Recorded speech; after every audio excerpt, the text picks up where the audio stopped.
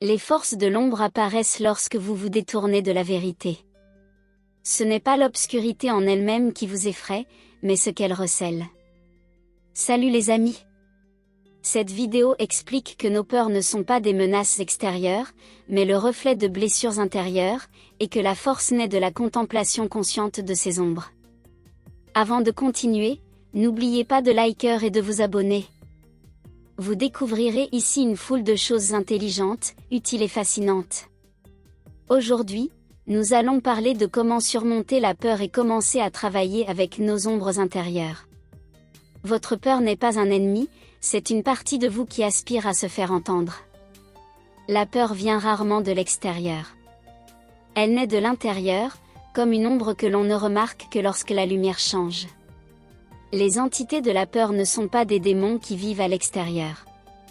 Ce sont le reflet de zones de notre subconscient que nous préférons ignorer. Quand on a peur de l'échec, ce n'est pas l'événement lui-même qui nous effraie, mais le souvenir de la douleur qu'il a engendré. Quand on a peur de la solitude, on craint l'écho du départ d'autrui. Quand on a peur du changement, on craint de perdre un contrôle qui n'a jamais été nôtre. La peur est un souvenir, enveloppé de brouillard.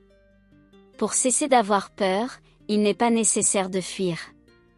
Il faut s'approcher de son ombre et lui demander son nom. Alors, cette entité cesse d'être un monstre et devient une partie de soi.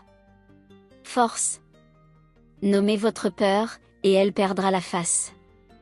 Une ombre devient une force quand on cesse de fuir.